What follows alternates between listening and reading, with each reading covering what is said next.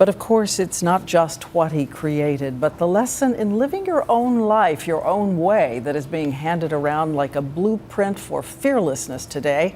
And here's ABC's Bill Weir. Lesson number one, follow your gut. Jobs was a college dropout, but he was driven and curious enough to drop in on classes that tickled his fancy. He never let focus groups decide his business, opened the first Apple stores amid predictions of doom from experts, and celebrated the crazy ones in this iconic ad campaign. While some may see them as the crazy ones, we see genius. Because the people who are crazy enough to think they can change the world are the ones who do. But to change your world, he said, you must never fear failure.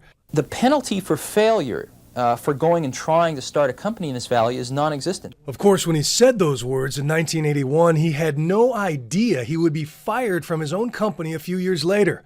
The shame was painful, but only for a while. The heaviness of being successful was replaced by the lightness of being a beginner again. It freed me to enter one of the most creative periods of my life.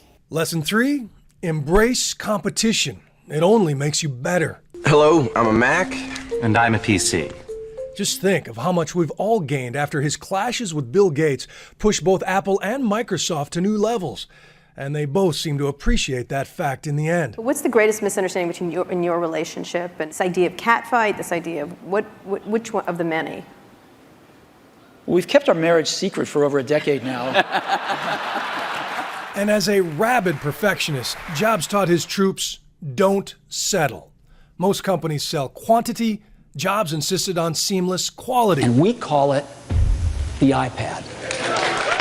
The first Macintosh took a grueling 3 years to perfect because he had to have the front look like a human face, and even the guts of the computer most people never see were scrapped if he found them too ugly. The only way to do great work is to love what you do.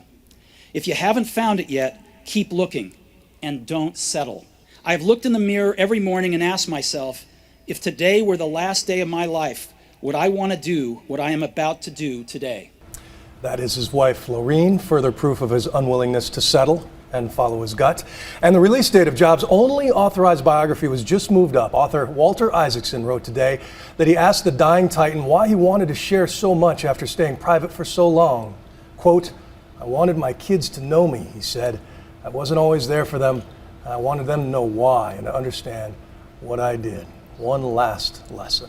Another lesson for living. Thanks so much, Bill, for all your reporting in the past 24 hours.